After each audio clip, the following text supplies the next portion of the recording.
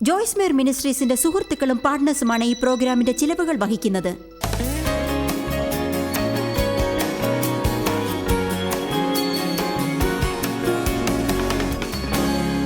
യോഹന്നാൻ 5 കടക്കാതിരിക്കാൻ എനിക്കാവുന്നില്ല. 6 മാസത്തോളം എനിക്ക് ഇയാളെക്കുറിച്ച് സംസാരിക്കാൻ കഴിഞ്ഞിട്ടില്ല. എനിക്കിത് തടയാനാവില്ല. ബൈബിളിലെ എനിക്ക് ഇഷ്ടപ്പെട്ട ഒരു കഥയാണിത്.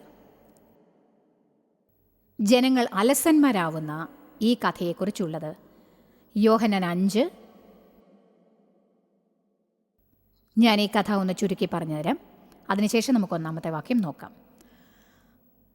അന്ന് അവർക്കൊരു നിയമമുണ്ടായിരുന്നു. രോഗമോ അംഗഹീനതയോ അസുഖമോ ഉള്ളവർക്ക് വേണ്ടി ബെഥസ്ത എന്നൊരു കുളം ഉണ്ടാക്കി വെച്ചിട്ടുണ്ടായിരുന്നു. ആ വെള്ളത്തിന് ദൈവത്തിന്റെ അത്ഭുത ശക്തിയുള്ള അഭിഷേകമുള്ളതായി കരുതപ്പെട്ടിരുന്നു. വർഷത്തിൽ ഒരേ ഒരു പ്രാവശ്യം ഒരു ദൈവദൂതൻ വന്ന് കുളത്തിലെ വെള്ളം കലക്കും.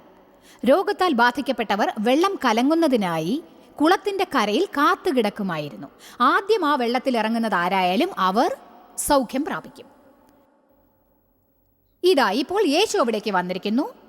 എന്നിട്ട് അവിടെ കിടക്കുന്ന ഒരു മനുഷ്യനെ കാണുന്നു. ഇതെല്ലാവരും ശ്രദ്ധിച്ച് കേൾക്കണം. 38 വർഷമായിട്ട് അയാൾ അവിടെ കിടക്കുകയാണ്. തളർവാദം പിടിച്ച് കിടന്ന കിടപ്പിലാണ് അയാൾ. പക്ഷെ ഞാൻ ഒരു കാര്യം പറയട്ടെ, അവിടെ തന്നെ 38 വർഷം അനങ്ങാതെ കിടക്കുക എന്നത് അലസതയാണ്. യേശു അവിടെ എത്തി അയാളോട് ചോദിച്ചു, നീ എത്ര കാലമായി ഇവിടെ കിടക്കുന്നു? അയാളെ ഞെട്ടിക്കാനാണ് യേശു അത് ചോദിച്ചതെന്ന് തോന്നുന്നു. ഈ അവസ്ഥയിൽ തന്നെ എത്ര കാലമായി നീ കിടക്കുന്നു? ഒരേ കാര്യത്തെക്കുറിച്ച് എത്ര കാലമായി നീ പിറുപിറുത്തുകൊണ്ടിരിക്കുന്നു? ഞാൻ നിങ്ങളോടാണ് സംസാരിക്കുന്നത്.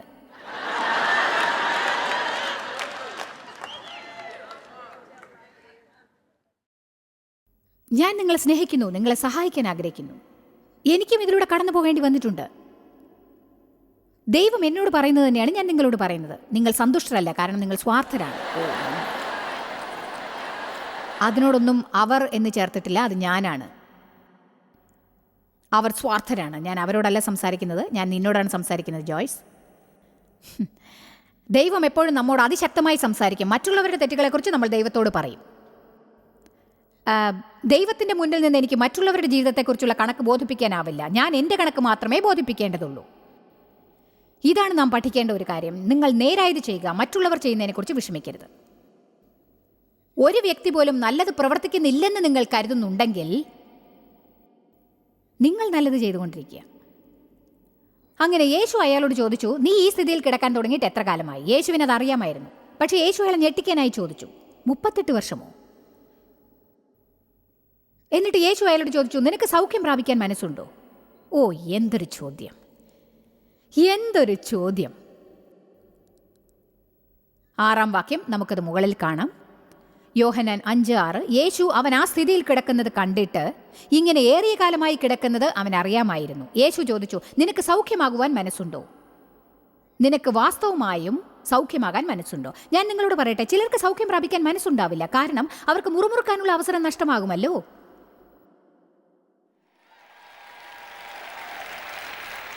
ഞാനിന്ന് നന്നായി പ്രസംഗിക്കുന്നു.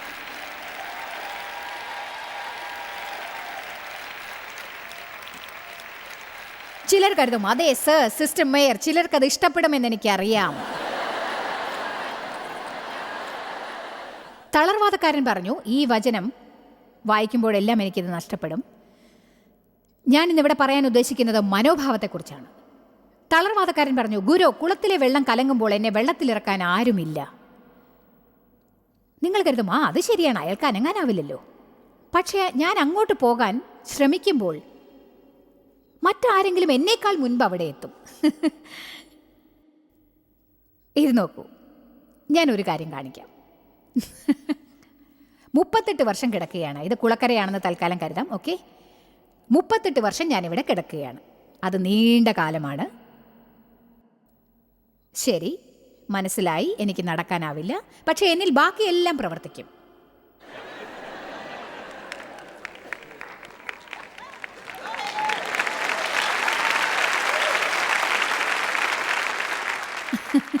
തീർച്ചയായും 38 വർഷം അയാൾക്ക് എന്തെങ്കിലും ഒരു അല്പം ധൈര്യം ഉണ്ടായിരുന്നെങ്കിൽ, 38 വർഷം കൊണ്ട് ഒരു തീരുമാനമെടുത്തിരുന്നെങ്കിൽ അവിടെ എത്താമായിരുന്നു.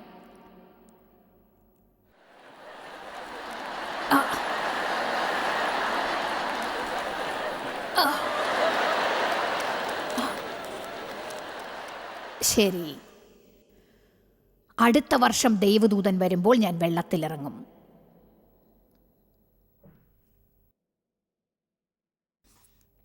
ഞാൻ വെള്ളത്തിലിറങ്ങും. കാരണം ഞാനൊരു മുന്നേറ്റത്തിന്റെ വക്കീലാണ്. ആമേൻ. ഞാനിവിടെ കിടന്ന് പ്രസംഗിക്കാൻ നോക്കണം. ഇത് നല്ല സുഖം തോന്നുന്നു.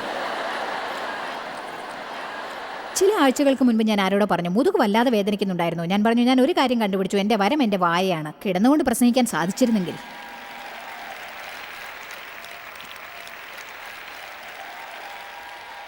അതുകൊണ്ട്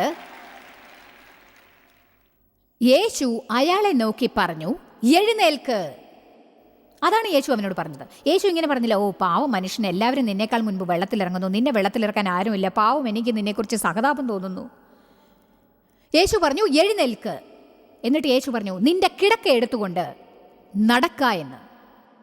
നിങ്ങളിൽ ചിലർ എഴുന്നേൽക്കുക മാത്രമല്ല, ഇത്രയും വർഷങ്ങൾ നിങ്ങൾ ഉണ്ടാക്കിയ കുഴപ്പങ്ങൾ വൃത്തിയാക്കാൻ സമയമെടുക്കുകയും വേണം.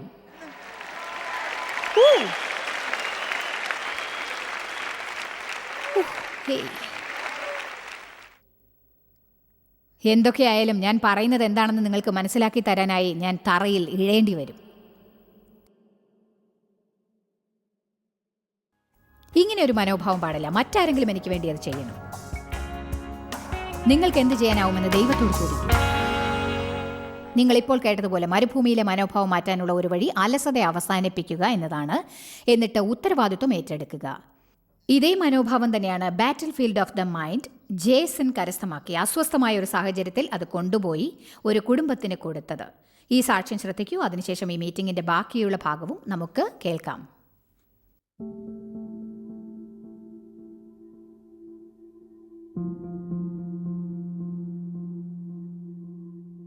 എൻ്റെ ഭാര്യയാണ് ആദ്യം പുസ്തകം വായിച്ചത്. അവളിലെ മാറ്റം ഞാൻ കണ്ടു.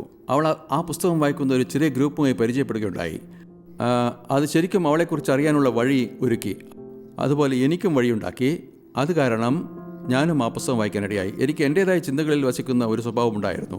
ഞാൻ ഒരു മിനിറ്റ് നിന്ന് ഞാൻ എന്തിനെക്കുറിച്ചാണ് ചിന്തിക്കുന്നതെന്ന് ആലോചിച്ചാൽ അറിയാം, ഇതെന്നെ താഴേക്ക് കൊണ്ടുപോകുമോ അതോ എന്നെ മുകളിലേക്ക് ഉയർത്തുമോ, ഇതെന്നെ ഭാവിയിലുണ്ടാകുന്ന പ്രത്യാശയെക്കുറിച്ച് കാണാൻ അനുവദിക്കുമോ അതോ അതിനെ പുറകോട്ട് വലിക്കുമോ.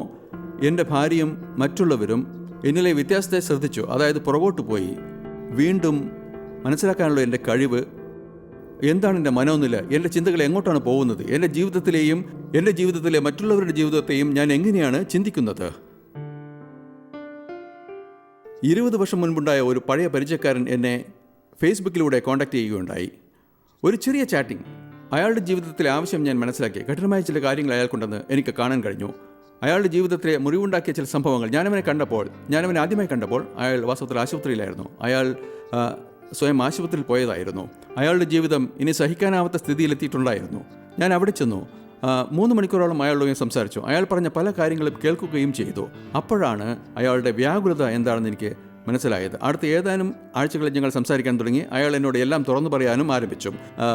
അയാളെയും കുടുംബത്തെയും ചെന്ന് കാണാൻ എനിക്ക് ഒരവസരം ലഭിക്കുകയുണ്ടായി.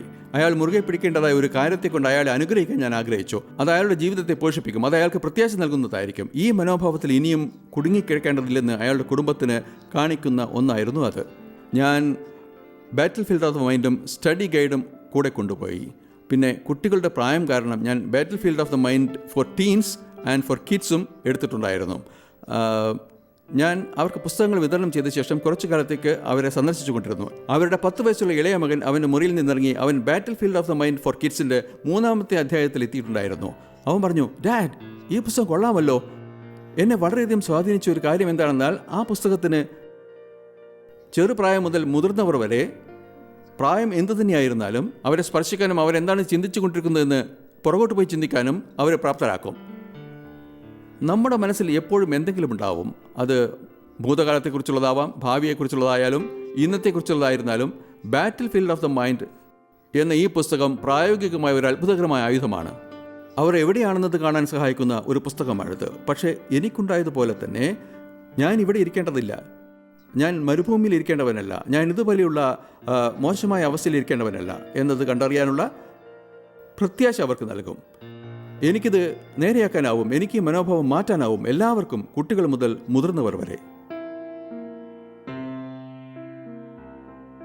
മരുഭൂമിയിലെ മനോഭാവം 3-ാം ഭാഗം. നല്ല മുന്നേറ്റം ഉണ്ടാക്കുന്നുണ്ട് നമ്മൾ. എനിക്ക് ഈ മനോഭാവം സഹിക്കില്ല. എല്ലാം ഒന്ന് എളുപ്പമാക്കി തരാമോ? കഠിനമായ കാര്യങ്ങളൊന്നും എനിക്ക് സഹിക്കാൻ കഴിയില്ല. സഹതാപത്തിന് അർഹമായ അലസമായ സ്വഭാവം എനിക്ക് വയ്യ. എനിക്കത് പറ്റില്ല. അത് മഹാകഠിനമാണ്. വയ്യ. അത് അധികമാണ്. മാപ്പ് കൊടുക്കണമെന്ന് എനിക്കറിയാം, പക്ഷെ അത് കഠിനമാണ്. ഞാൻ കടത്തിൽ നിന്ന് രക്ഷപ്പെടണമെന്നറിയാം, പക്ഷെ ദൈവമേ, 3 വർഷത്തേക്ക് ക്രെഡിറ്റ് കാർഡൊന്നും വാങ്ങിക്കാതെ കഴിച്ചു കൂട്ടേണ്ടി വരുമല്ലോ. അതെന്നെ സന്തോഷിപ്പിക്കുമെന്ന് തോന്നുന്നില്ല.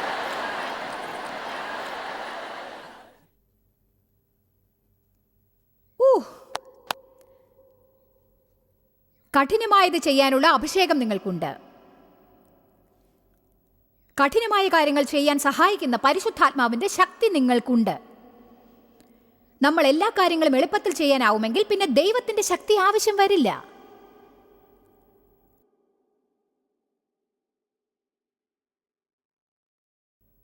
ഇത് വളരെ കഠിനമാണ്. ഇതാണ് നാം ഉപയോഗിക്കുന്ന ഏറ്റവും വലിയ ഒഴിവ് കഴിവ്.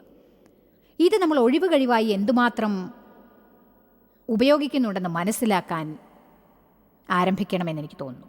ഇത് വളരെ കഠിനമാണ്. അത് മഹാകഠിനമായതുകൊണ്ടാണ്.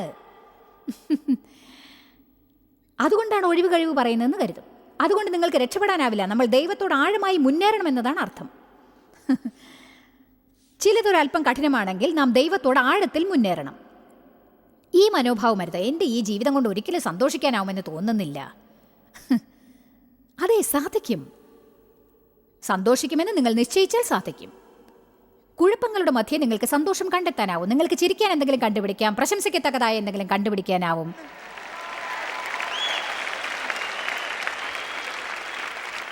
ഇതിലേക്ക് കടക്കുമ്പോൾ ഒരു കാര്യം എന്നെ എപ്പോഴും അത്ഭുതപ്പെടുത്താറുണ്ട്. അടിസ്ഥാന തത്വം ഇതാണ്. ഇതിനുള്ള ഉത്തരങ്ങൾ ഇവിടെയുണ്ട്. എന്നാൽ ഇനി കേൾക്കൂ. അതിൽ നാം ഓരോരുത്തരുടെയും പങ്കുണ്ടായിരിക്കും.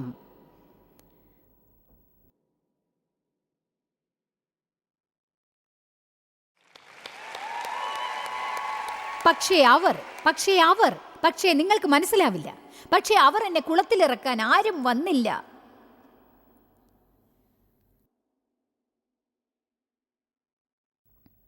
ഞാൻ ഇംഗ്ലീഷിൽ കഷ്ടിച്ച് പാസ്സായതാണ്. എന്നാൽ ലോകത്തിന്റെ 2/3 ഭാഗത്ത് 40 ഭാഷകളിൽ ഞാൻ സംസാരിക്കുന്നു. അതിന് കാരണം എൻ്റെ കഴിവോ ബുദ്ധി സാമർഥ്യമോ അല്ല. അതിന് കാരണം ഞാൻ ആത്മീയതയുള്ള ഒരു വെട്ടുപോത്തായതാണ്. അതിന് കാരണം ഞാൻ വിട്ടുകളയാൻ ഒരുക്കമല്ലാത്തതാണ്. നമ്മൾ വിട്ടുകളയാതിരുന്നാൽ എന്ത് സംഭവിക്കും എന്നത് തികച്ചും അത്ഭുതം തന്നെയാണ്. സാത്താൻ നമ്മൾ പ്രത്യാശയില്ലാത്തവരായി, നിസ്സഹായരായി, എല്ലാം കഠിനമാണെന്ന് പറയണമെന്ന് ആഗ്രഹിക്കുന്നു. ഇത് മഹാകഠിനമാണ്. ഇന്നലെ രാത്രി നമ്മൾ ഇസ്രായേലിനെ കുറിച്ച് ചിലത് വായിച്ചു. സംഖ്യാപുസ്തകം 21:4 ന്യായവിസ്താര സമയത്ത് അവർ നിരുത്സാഹപ്പെട്ട് വ്യാകുലപ്പെട്ടിരിക്കുന്നു എന്നും, എപ്പോഴും കാര്യങ്ങൾ കഠിനമായി, അവർക്ക് ഉത്സാഹം നഷ്ടമായി, അവർ അസ്വസ്ഥരായി എന്നും. അവർ നയിക്കപ്പെട്ടത് തോന്നലുകൾ മുഖേനയാണ്. ദൈവവചനത്തിലായിരുന്നില്ല അവർ നയിക്കപ്പെട്ടത്.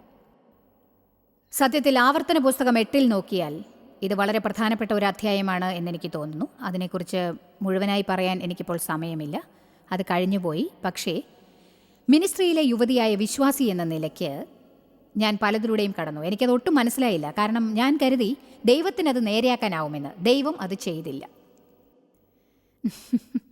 ഇതുപോലെ അനുഭവമുള്ളവരുണ്ടോ?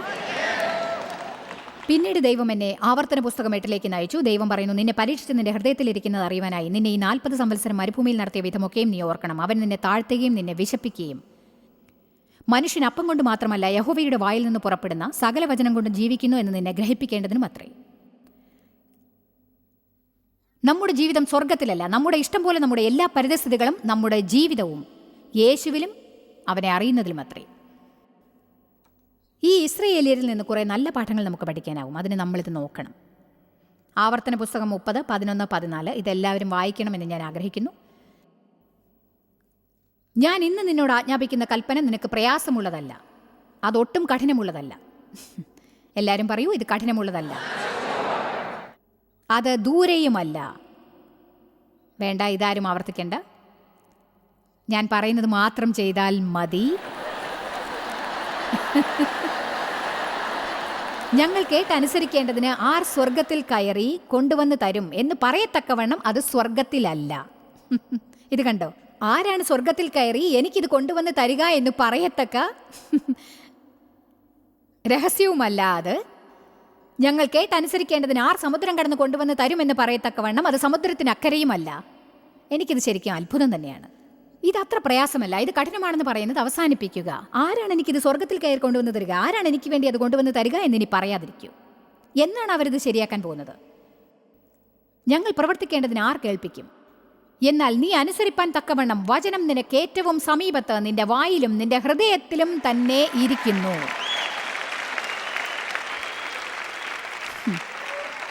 ജീവിതത്തിൽ ചെയ്യേണ്ടതായ പലതും ചെയ്യാൻ നിങ്ങളെ ശക്തീകരിക്കുന്നത് എന്താണ്? ദൈവവചനം അറിയുക, ദൈവവചനം സംസാരിക്കുക, പ്രത്യേകിച്ച് നിങ്ങളുടെ പരിതസ്ഥിതികൾ നാറുന്ന സമയത്ത്. നിങ്ങൾക്ക് എന്ത് തോന്നുന്നു എന്നല്ല നിങ്ങൾ പറയേണ്ടത്. ജനങ്ങളോട് സംസാരിക്കാനും കാര്യങ്ങൾ പങ്കിടാനും ശരിയായ ഒരു സമയമുണ്ട്. നമ്മുടെ മനസ്സിൽ നിന്ന് എല്ലാ ഭാരവും ഇറക്കി വെക്കാനുള്ള സമയമാണിത്. പക്ഷേ നാം അത് വീണ്ടും വീണ്ടും വീണ്ടും വീണ്ടും വീണ്ടും വീണ്ടും വീണ്ടും വീണ്ടും വീണ്ടും ചെയ്യേണ്ടതില്ല. പുറപ്പാട് 13:17. ഫറവോൻ ജനങ്ങളെ പോകാൻ അനുവദിച്ചു. ഇത് വായിച്ചു നോക്കൂ. ദൈവം അവരെ ഫെലിസ്തീയരുടെ ദേശത്തുകൂടിയുള്ള വഴി അടുത്തത് എന്ന് വരികിലും ഓഹോ, ദൈവമേ, അങ്ങേക്കിത് എളുപ്പത്തിൽ ചെയ്യാമായിരുന്നിട്ടും നീ അതെന്തുകൊണ്ട് ചെയ്തില്ല? എന്താണ് ഇതിൻ്റെ അർത്ഥം? ഞാൻ കരുതി നീ ഇസ്രയേലിയരെ സ്നേഹിച്ചു എന്ന്. നീ കരുണാമയനും ദയാപരനും അലിവുള്ളവനുമാണെന്ന് കരുതി. എന്തുകൊണ്ടാണ് നീ ഈ പരിതസ്ഥിതി ഒഴിവാക്കാതിരുന്നത്? നിന്നെക്കൊണ്ട് വേണമെങ്കിൽ അത് സാധിക്കുമെന്ന് എനിക്കറിയാം. ശരി, നമുക്ക് മുന്നോട്ട് പോയി നോക്കാം. ദൈവം അവരെ എളുപ്പത്തിൽ വഴി നടത്തിയില്ല. ജനം യുദ്ധം കാണുമ്പോൾ ഒരുപക്ഷെ അനുതപിച്ച് മിസ്രയീമിലേക്ക് മടങ്ങിപ്പോകും എന്ന് ദൈവം കരുതി. ഇതിലെ പ്രധാന വിഷയം ഇതാണ്. അവർ മിസ്രയീമിൽ നിന്ന് പുറപ്പെട്ടപ്പോൾ ദൈവം അവരെ വാഗ്ദത്ത ദേശത്തേക്ക് കൊണ്ടുപോകാൻ ആഗ്രഹിച്ചു. പക്ഷേ വാഗ്ദത്ത ദേശത്തെ കൈവശപ്പെടുത്തിയിരുന്നു. അതുകൊണ്ട് കൈവശപ്പെടുത്തുക എന്ന വാക്ക് ബൈബിളിൽ പറയുമ്പോൾ ദേശം കൈവശപ്പെടുത്തി എന്നാണ്. കൈവശമാക്കുക എന്ന വാക്കിനർത്ഥം മുൻപുണ്ടായിരുന്നവരുടെ അടുക്കൽ നിന്ന് പുതിയവർ അത് കൈവശമാക്കുക എന്നാണ്. അതുകൊണ്ട് അതിൻ്റെ അർത്ഥം അവർ വാഗ്ദത്ത ദേശത്തേക്ക് ഒഴുകി ചെന്ന ശേഷം അവിടെ മഹത്വത്തിൻ്റെ മേഘങ്ങളിൽ ഒഴുകി നടന്നു എന്നല്ല. അവരത് കൈവശമാക്കിയിരിക്കുന്നവരുമായി യുദ്ധം ചെയ്ത് അവരെ വിരട്ടി ഓടിക്കേണ്ടിയിരുന്നു. ദൈവം പറഞ്ഞു, നിങ്ങളതിന് തയ്യാറായിട്ടില്ല. ചില കാര്യങ്ങൾ നമുക്ക് ലഭ്യമാക്കണമെങ്കിൽ അതിനുവേണ്ടി നാം സാത്താനോട് യുദ്ധം ചെയ്യേണ്ടി വരും. നമുക്കത് ആവശ്യമാണ്. പക്ഷേ സാത്താനോട് യുദ്ധം ചെയ്യേണ്ടത് എങ്ങനെയാണെന്ന് നമുക്കറിയില്ല. ചിലർക്ക് സാത്താന്മാരെ വിരട്ടി ഓടിക്കാൻ ആഗ്രഹമുണ്ട്. പക്ഷേ ഒരു സിംഗിലെ അഴുക്കുപാത്രങ്ങളുടെ മേൽ അധികാരം സ്ഥാപിക്കാൻ അവർക്കാകും. ഒരു മിനിസ്ട്രിയെക്കുറിച്ച് വ്യാകുലപ്പെടുന്നതിന് മുൻപ് ചിലർ സ്വന്തം വീട് വൃത്തിയാക്കേണ്ടതാണ്.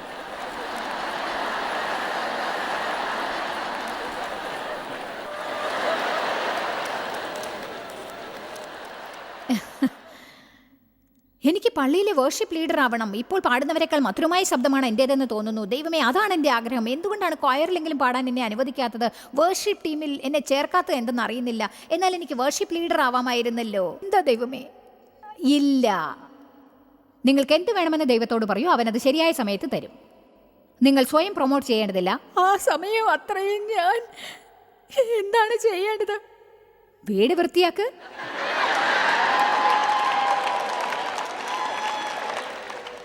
മക്കളെ സ്നേഹിക്ക്, വചനം പഠിക്ക്, അയൽക്കാരോട് നന്നായി പെരുമാറ്. ഞാനതൊരിക്കൽ ചെയ്തിട്ടുണ്ട്. രക്തസ്രാവമുണ്ടായിരുന്ന സ്ത്രീയുടെ കാര്യമോ? അവൾ വിട്ടുകളഞ്ഞില്ല. യേശുവിനെ ശല്യപ്പെടുത്തരുതെന്ന് അവളോട് എല്ലാവരും പറഞ്ഞു. പക്ഷെ വേദപുസ്തകം പറയുന്നു അവൾ തള്ളിക്കയറിയെന്ന്. അവൾ അകത്തേക്ക് തള്ളിക്കയറി. മർക്കോസ് 4, യേശു ശിഷ്യന്മാരോടൊത്ത് പടകിൽ കയറി. യേശു പറഞ്ഞു, നമുക്ക് നദിയുടെ അക്കരെ കടക്കാം. അവൻ പടകിൽ ശാന്തമായൊരിടത്ത് പോയി ഉറങ്ങി. ഒരു കനത്ത കാറ്റും കോളും ആഞ്ഞടിച്ചു. നീ ഞങ്ങളെ സ്നേഹിക്കുന്നില്ലേ യേശുവേ? നിനക്ക് എങ്ങനെയാണ് ഉറങ്ങാനാവുക? നിനക്കൊട്ടും ചിന്തയില്ലേ? പിന്നീട് ഈ വചനങ്ങളാണ് എനിക്കിഷ്ടം. അതിൽ പറയുന്നു, അവരക്കരെ എത്തിച്ചേർന്നു. നിങ്ങൾക്കറിയാമോ, നമുക്ക് അക്കരയ്ക്ക് പോകാമെന്ന് യേശു പറഞ്ഞാൽ നമ്മൾ അക്കരെ തീർച്ചയായും എത്തിയിരിക്കും. പക്ഷേ എങ്ങനെ യാത്ര ചെയ്യുമെന്നത് നിങ്ങളാണ് തീരുമാനിക്കേണ്ടത്.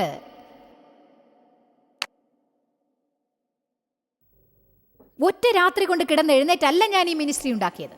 അങ്ങനെയാണത് സംഭവിക്കുക എന്ന് ഞാൻ കരുതി. ദൈവം എന്നോട് സംസാരിച്ച ശേഷം ഞാൻ കരുതി, നീ ലോകം മുഴുവനും സഞ്ചരിച്ച് വചനം പ്രസംഗിക്കും, നിനക്കൊരു വലിയ മിനിസ്ട്രി ഉണ്ടാവും. ഞാൻ കരുതി, ഓഹോ, നമുക്ക് പോകാം യേശുവേ.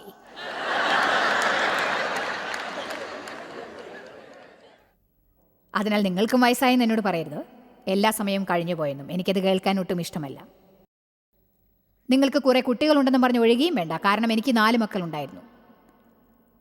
അവരിൽ ഒരാൾ ഞാനത് തുടങ്ങിയപ്പോൾ, അതിന് 10 വർഷം മുൻപ് തന്നെ ഞാൻ മിനിസ്ട്രിയിൽ ഉണ്ടായിരുന്നു. പക്ഷേ ഞാൻ മറ്റുള്ളവരോടൊത്ത് പ്രവർത്തിക്കുകയായിരുന്നു. ദൈവം എന്നെ ഈ മിനിസ്ട്രിക്കായി വിളിച്ച സമയത്ത് എനിക്കൊരു കൈക്കുഞ്ഞുണ്ടായിരുന്നു. അവൻ ഇന്ന് ഞങ്ങളുടെ ഓവർസീസിൻ്റെ CEO ആണ്. അവനാണ് TV, മീഡിയ തുടങ്ങിയ എല്ലാ കാര്യങ്ങളുടെയും ചുമതല വഹിക്കുന്നത്. ഞാൻ അവനെ ഇടുപ്പിലിരുത്തി കൊണ്ടുപോകാറുണ്ടായിരുന്നു. അതിനാൽ നിങ്ങൾക്കൊന്നും ചെയ്യാനാവില്ലെന്ന് പറയരുത്. കാരണം ഇന്നലെ രാത്രി നാം പറഞ്ഞതിലേക്കൊന്ന് തിരിച്ചു പോകാം. നിങ്ങൾ മനസ്സ് വെക്കുകയാണെങ്കിൽ ദൈവം നിങ്ങളോട് ചെയ്യാൻ പറഞ്ഞേ ചെയ്യാനാവും. നിങ്ങൾ മനസ്സ് വെക്കുകയാണെങ്കിൽ എന്നാണ് പറഞ്ഞത്. മറ്റുള്ളവർ നിങ്ങളെ നിരുത്സാഹപ്പെടുത്താൻ അനുവദിക്കരുത്. ചുറ്റുപാടുകൾ നിങ്ങളെ നിരുത്സാഹപ്പെടുത്താൻ അനുവദിക്കരുത്. ആർക്കും മരുഭൂമിയിലെ മനോഭാവം ഉണ്ടായേക്കാം. എന്നാൽ നമുക്കത് ഉണ്ടാവാൻ പാടില്ല. നമ്മൾ എപ്പോഴും ഉത്സാഹം ഉള്ളവരാവണം. നമ്മൾ ചെയ്യേണ്ടത് എന്താണ് എന്നറിഞ്ഞ് അത് ചെയ്യണം. കഠിനമായ കാര്യങ്ങൾക്കായി നമ്മൾ അഭിഷേകിക്കപ്പെട്ടിട്ടുണ്ടെന്ന് അറിയുക. ജീവിതത്തിൽ എല്ലാ കാര്യങ്ങളും എളുപ്പമായിരിക്കുകയില്ല. നമുക്കത് ചെയ്യാനാവും. നമുക്കൊരു മനോഭാവം ഉണ്ടാക്കാം, എന്നെ ശക്തീകരിക്കുന്ന യേശുവിലൂടെ എനിക്കെല്ലാം ചെയ്യാൻ സാധിക്കുന്നതാണ്. ജോയ്സ് മേയറുടെ ശുശ്രൂഷ കേന്ദ്രത്തിൽ നിങ്ങൾ അറിഞ്ഞതിനേക്കാൾ നിങ്ങൾ ഞങ്ങൾക്ക് വളരെ പ്രിയപ്പെട്ടവരാണ്. ലോകം മുഴുവൻ ഈ ശുശ്രൂഷ കേന്ദ്രത്തെ നടത്താൻ സഹായിച്ചതിൽ എല്ലാവർക്കും വളരെ നന്ദി. നമ്മൾ ഒരുമിച്ച് വിശക്കുന്നവർക്ക് ആഹാരം കൊടുക്കുന്നു, പാവപ്പെട്ടവർക്ക് വസ്ത്രങ്ങൾ കൊടുക്കുന്നു, എല്ലാ ദേശത്തേക്കും സന്ദേശങ്ങൾ അറിയിക്കുന്നു. ഞങ്ങൾ നിങ്ങളോട് അപേക്ഷിക്കുകയാണ്, ഞങ്ങളോട് ബന്ധപ്പെടുക. joycemeyer.org. നിങ്ങളുടെ പ്രാർത്ഥനകളും അപേക്ഷകളും പകർന്നുകൊള്ളാൻ, അതിനെപ്പറ്റി കൂടുതൽ അറിയുവാൻ, ജോയ്സിന്റെ പൊതുയോഗ വിവരപ്പട്ടിക ലോകം മുഴുവൻ ക്രിസ്തുവിന്റെ സ്നേഹം പകരാൻ ഞങ്ങളോട് പങ്കുചേരുക. ജോയ്സ് മേയർ മിനിസ്ട്രീസിന്റെ സുഹൃത്തുക്കളും പാർട്ട്നേഴ്സുമാണ് ഈ പ്രോഗ്രാമിന്റെ ചിലവുകൾ വഹിക്കുന്നത്.